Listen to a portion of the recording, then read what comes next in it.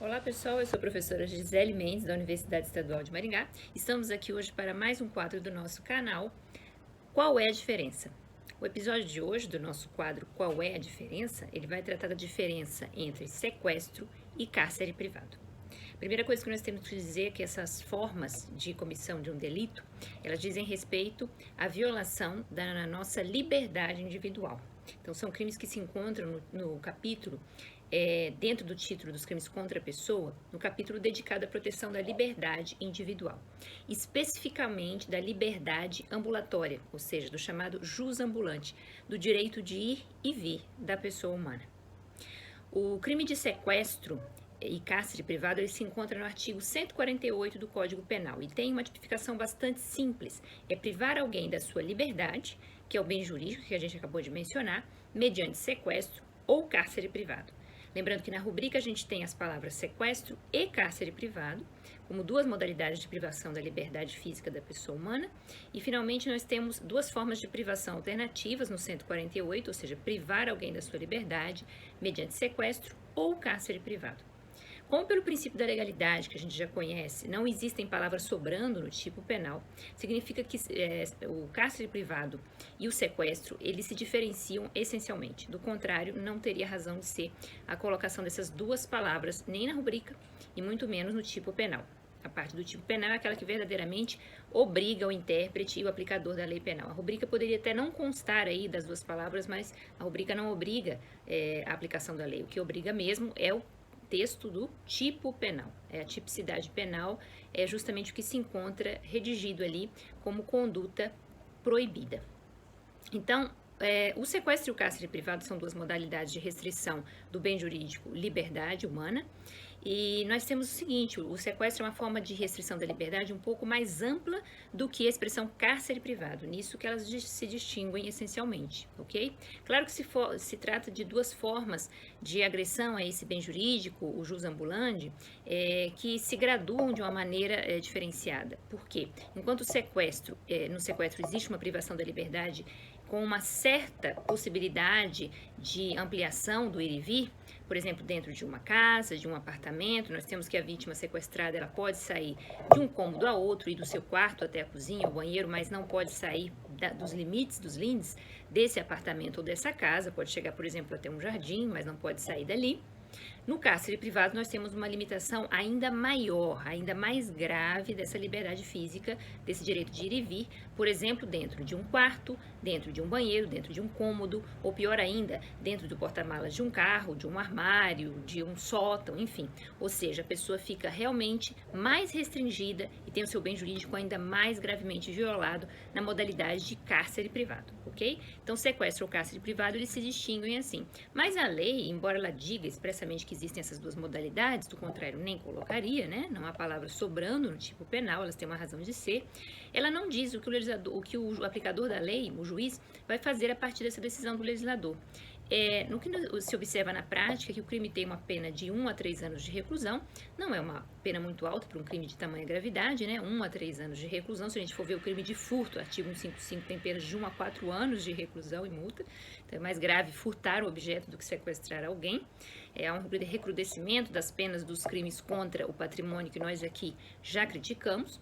E esse crime contra a liberdade da pessoa, um crime contra a pessoa, tem penas de 1 a 3 anos de reclusão. Mas o juiz poderá, na prática, graduar essa pena de forma mais intensa para aquele agente que comete o cárcere privado.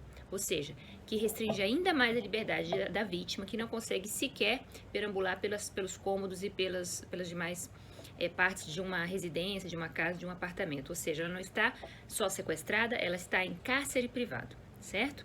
Bom, é importante dizer que existem formas qualificadas também desse crime. A pena base é de 1 a 3 anos, mas há formas qualificadas nos parágrafos 1º e 2º do artigo 148, quando, por exemplo, pessoas menores de 18 anos ou maiores de 60 anos, que são mais frágeis, são as sequestradas, quando esse sequestro dura mais de 15 dias. E também tem uma modalidade interessante no parágrafo 2º, em que as penas podem chegar a 8 anos de reclusão, ok, pessoal? Se há um grave sofrimento físico ou mental para essa vítima, então a pessoa passa a sofrer ali mais do que meramente a privação da sua liberdade, né? Ela fica de alguma maneira privada de condições mínimas de dignidade, né, de higiene, de alimentação, de remédios, então ela passa a dormir no chão frio, tudo isso faz com que o sequestro tenha um componente de violação da dignidade, não é ainda o crime de tortura, né, nós temos uma lei de tortura de 1997, a 9455, mas é um sequestro com sofrimento maior, seja físico ou mental para a vítima, que qualifica o crime no seu parágrafo 2º. Bom, agora, nessa segunda parte do vídeo, eu gostaria de contar para vocês que além do crime de sequestro, que é o crime que está no artigo 148, nós temos outro crime essencialmente distinto, que é o do artigo 159, extorsão mediante sequestro. Isso também não se confunde com o crime de sequestro ou cárcere privado.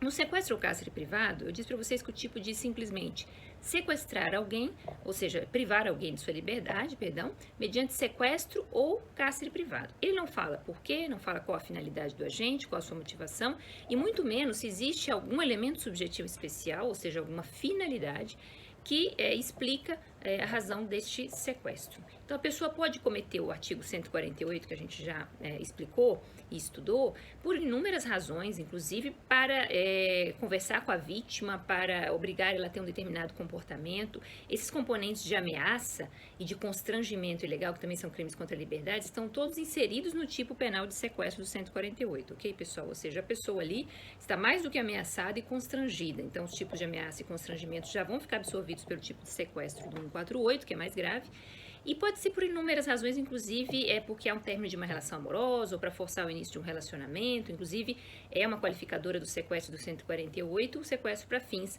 libidinosos. Agora, o artigo 159, a extorsão mediante sequestro, tem uma finalidade totalmente distinta. Ele é um crime contra o patrimônio, está situado mais adiante, né? Está ali no capítulo do roubo, da extorsão, e é uma forma de extorsão, uma forma de extorquir valores econômicos, a maioria da doutrina entende assim, ou seja, sequestra-se uma pessoa, ele começa dizendo, sequestrar pessoa com o fim de obter para si ou para outra em qualquer vantagem como condição ou preço do resgate.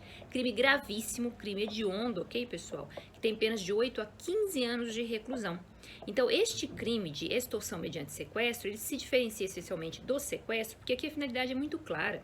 O agente quer obter algum proveito que a doutrina assinala como uma vantagem econômica, há também quem entenda outras vantagens, mas fundamentalmente vantagens de caráter econômico ou patrimonial. Então, aquilo que vai resgatar a vítima, dinheiro, bens, né, entrega de patrimônio, em troca da sua liberdade, aquele chamado crime complexo. Ele atinge não só a liberdade da pessoa, porque senão seria meramente o sequestro do 148 que a gente já viu, mas atinge também o patrimônio dela ou de terceiros que vão se ver constrangidos, obrigados a entregar esse valor patrimonial como condição do resgate, ou seja, do resgatar aquela pessoa. O resgate não é o valor em si, mas é o ato de condicionar-se, né, o resgate da pessoa à obtenção da vantagem patrimonial. Crime muito grave, com penas de 8 a 15 anos, justamente porque é um crime patrimonial. Veja a diferença, né? Entrou o componente patrimonial, nós já temos ali um crime considerado hediondo, com penas altíssimas, tá? Esse crime, ele é um crime que entrou muito em voga, né, a partir da década de 90, com sequestros, com extorsões mediante sequestro, que ficaram conhecidas aí pelo Brasil todo, como do empresário Abílio Diniz, do Roberto Medina, organizador do Rock in Rio. Então, na década de 90, com todo esse incremento, as penas subiram, o crime se tornou hediondo, foi uma modalidade de financiamento de organizações criminosas, não é um crime que se cometa facilmente por uma pessoa só. Aliás, embora possa ser cometido por qualquer um, crime comum, é quase impossível que se conte apenas com um agente autor da extorsão mediante sequestro, ok?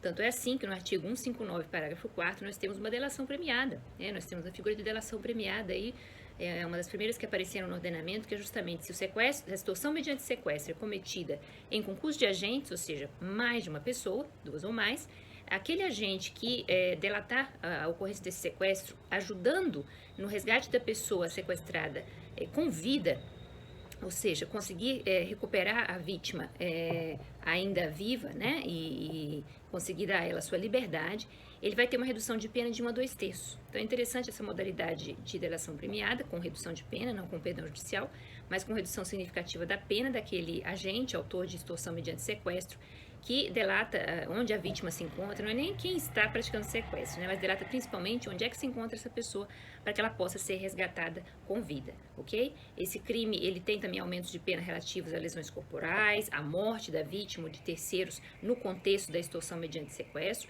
mas é importante que se diga que o que permeia principalmente essa modalidade é a obtenção de algum alguma vantagem patrimonial ou econômica como condição ou preço do resgate, certo? Diferentemente, então, do artigo 148, que é simplesmente sequestro ou cárcere privado, e em que não se sabe por que razão o autor age restringindo a liberdade da vítima, mas se for por alguma razão que não seja econômica ou patrimonial, então nós temos ali exclusivamente o crime de sequestro ou cárcere privado. Ele é um componente do 159, mas o 159 tem também o componente patrimonial. Então, nessa primeira modalidade, lá do 148, nós temos casos bastante trágicos, né, de pessoas que ficaram sequestradas, às vezes vítimas mulheres, por 20 anos, por dezenas de anos em poder do autor, submetidas a sevícias sexuais, e aí também entrando na seara dos crimes sexuais, mas em troca de nenhuma vantagem patrimonial, simplesmente pelo fato de se querer, né, de se ter o dolo de restringir a liberdade dessa pessoa, privando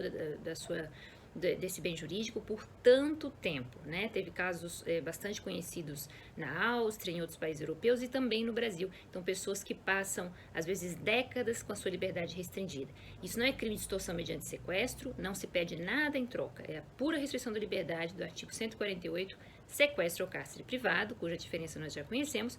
E, finalmente, se há a mera petição, okay, de uma vantagem econômica ou patrimonial em troca do resgate da vítima, nós temos a extorsão mediante sequestro, um crime de mera conduta que não precisa sequer de que se receba, né, esta vantagem como condição do resgate, porque o mero fato de se exigir, de se constranger alguém a entrega dessa vantagem patrimonial, por si só, já consuma o crime do artigo 159, extorsão mediante sequestro.